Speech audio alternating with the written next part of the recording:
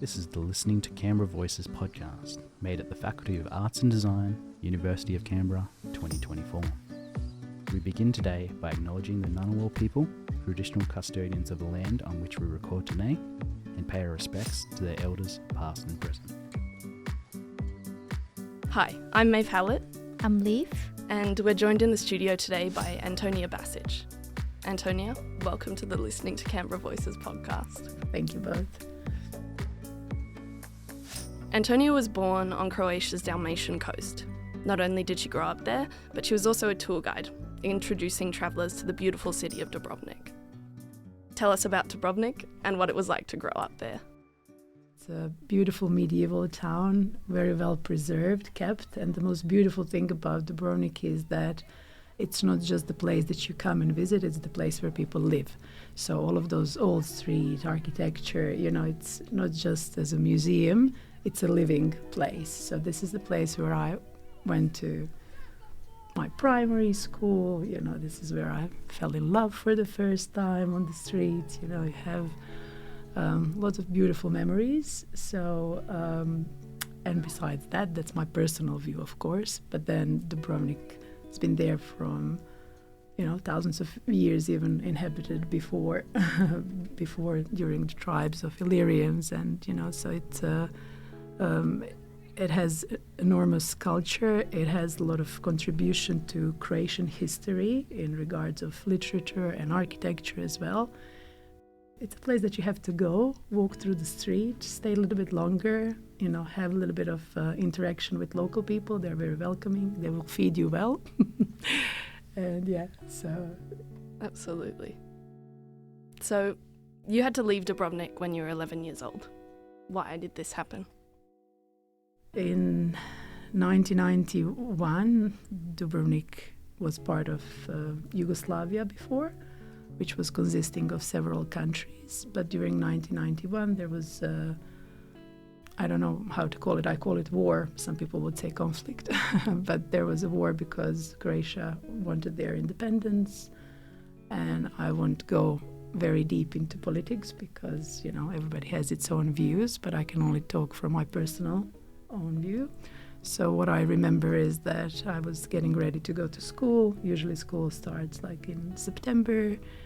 Just all these, we don't know if the school is going to start. There might be, some stories about the war, but I was 11 years old, so, you just kind of hear about it, but you continue with your life, you play. I remember watching all of those warships, and we were so excited to see the warships, like we didn't even think that those warships were actually shoot at us. So, it was just very interesting. The arrival of the war is very unreal. It's very hard to explain, like there's no fear because you don't think it's going to happen. I just remember we needed to move from our home because our home didn't have any basement, or it didn't provide any like a shelter. So we needed to move to Slovenia, which is the neighboring country. They were accepting refugees.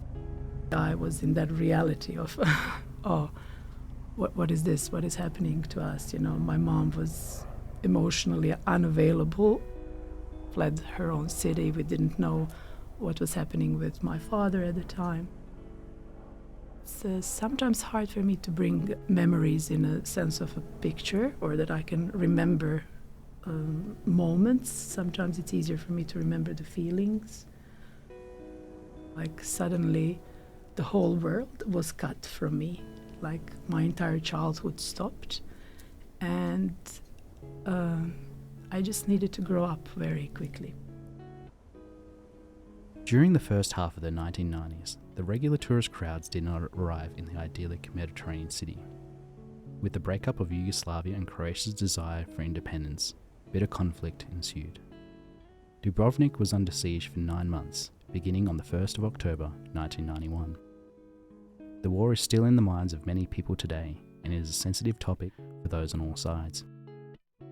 Antonia believes that nobody wins in war, no matter what side you're on. So 10 years ago, you and your husband Saša took a leap of faith and moved halfway across the world to Australia with your daughters.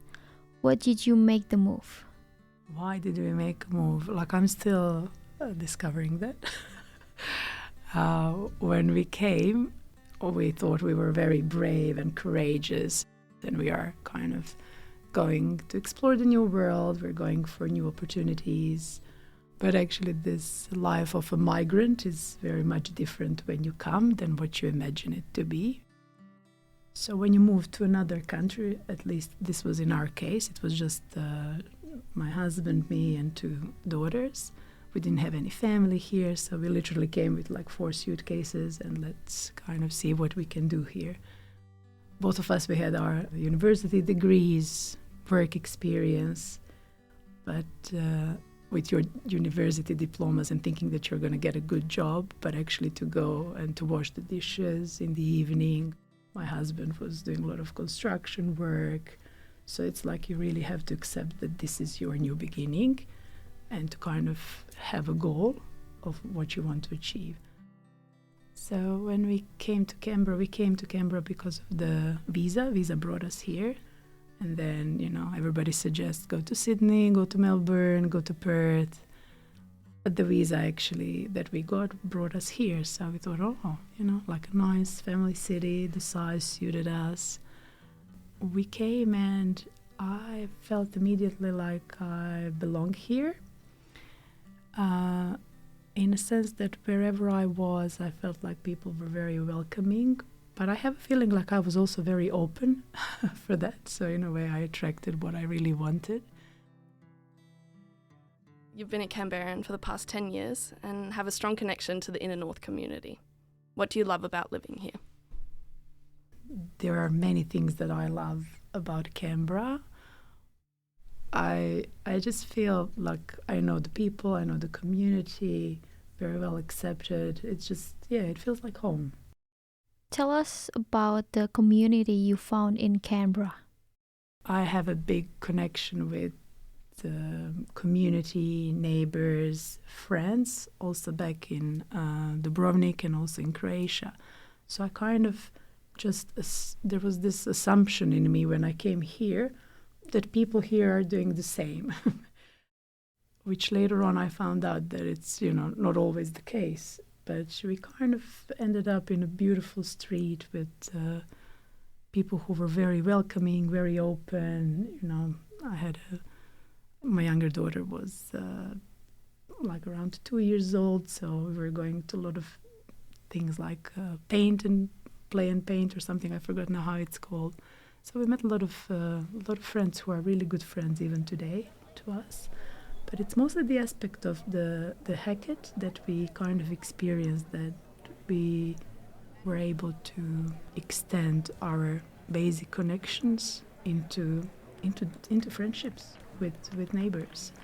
So that was also very important for us, because there was one point in our lives after probably a year when we came here that we said, I don't know, how are we gonna do this? We didn't come here, just to wash the dishes. Like, we need to do something with our lives. And we decided to join some projects that were available at the time, something which was called Transition Streets, which was bringing people and communities together. Out of these efforts of bringing community together, we created 2 businesses. One was called Canberra Honesty Box, where we were actually selling veggies from the street to people in the area, and that became later on as a little community project where we started organizing a lot of different events. And out of that, we created Canberra Magic Kitchen, which was a vegan catering business. We also had an opportunity to open a cafe. So it was really, it brought a lot of beautiful elements to our life, and we met wonderful people, a lot of experience, and unfortunately closed during COVID. But that's also the story of its own. So Canberra is known as the bush capital, and you've spent a lot of time in the wonderful bushland that surrounds our city. And one particular time you were walking in nature and had a really big realization. Yeah. Can you tell us about that? Yeah, thanks for reminding me. When my younger daughter was probably like 2 or 3 years old, we were going out and spending a lot of time in the bush, seeing kangaroos, discovering all the new trees and bushes and, There was a moment where we were just playing something, and suddenly there was like a leaf that dropped on my shoulder, and I kind of started, caught myself in that reaction, like, woof, like, what was I afraid of? I kind of thought, wow, how could I be so, like, afraid of just like a leaf or something? And it just took me some time. I was reflecting a lot on that. It just had such a deep impact at the moment on me. And I have been doing at the time a lot of breath work and family constellations, a lot of things that could bring up actually that healing back to me. And in one of those sessions, I actually remembered how during the war and after the war specifically, when we came back to our city, and if we would go out for a walk, my mom would always scream, don't go there, don't go there, don't go in the bush, don't go, don't go too far into the woods, because there could be still mines. Living in Dubrovnik, as a child, you spent a lot of time outside. You spent time at the beach, walking out on the streets with your friends, and then suddenly you were inside all the time. Because we grew up kind of on the streets, a lot of neighbours, a lot of kids outside. It was very safe for us to live in the neighborhood where we were. We were very close to the beach as well, so, every afternoon we would just, in the morning, go to the beach. But if you're in school, you would go in the afternoon. Your mom would yell, dinner, you would come home. So I actually really had this beautiful connection with nature, because I spent a lot of time outdoor with friends, exploring, playing, being creative. You have an 11-year-old daughter right now, the same age you were when you had to leave Dubrovnik. What's it like seeing her explore and spend time in nature, carefree? Well, I would say that it's really, I will have to say that I feel grateful for the opportunity that I can see my daughter growing up in a very safe environment.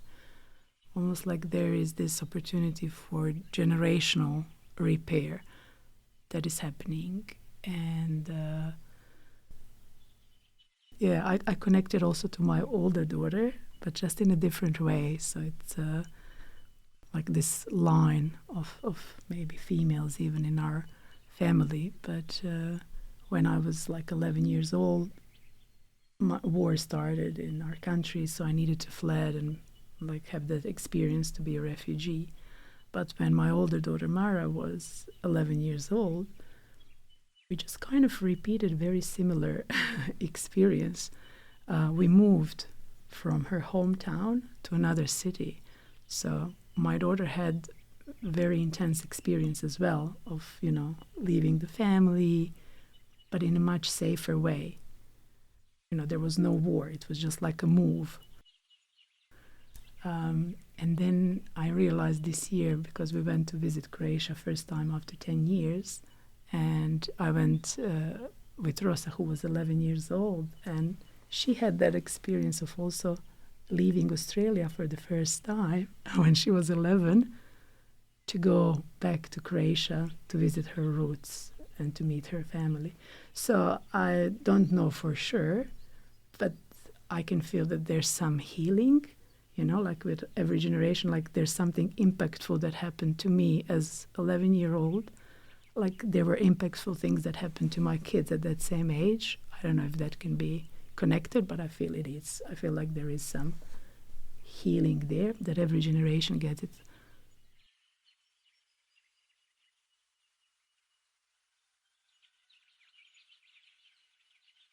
You were talking about how you went back to Croatia for the first time. What was that like? It was very emotional for me, because I haven't been there for 10 years, which is a really significant period of time. And before I went there, like I was so emotionally excited, to finally go there and, see my family. But I was also afraid, because I changed a lot, and I was aware I'm going back as a completely different person. So there was like this fear in me of how am I going to be this me that's created now with all of this experience, that migration brought to our family, and a lot of hardship, and a lot of, nostalgic feelings that were interwoven in this time. But when I came back there, I remember we stepped out of the plane, and there was this big breath, and I thought, this is the same, like I'm home. And it's really interesting to explain this time kind of gap. Like there's this 10 years that I haven't been there, and I know everyone went through their own things, and there's a lot of things that changed within that time frame, but it's almost like it never happened. Like I could just continue like I was there yesterday. So what does home mean to you? Home means where my family is, which now becomes very complex response because one part of family is here in Australia, but then all of my roots and the entire family is in Croatia.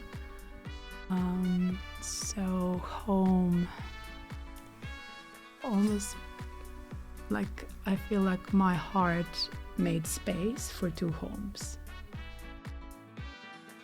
I wasn't ready to call Australia home until I went back to Croatia, and when I felt that all of the love that I have for my family and friends and my country is also there for me, because we received a lot of love, I thought, I didn't lose anything. And when I came back to Australia, I felt like, this is also my home. I have that same feeling here as well. So I guess home means love, connection, and family, and time can't take that away from me. Antonia Besieged, thank you so much for coming in. Thank you. Thank you for listening. Thank you. Yeah, it was nice. Thank you.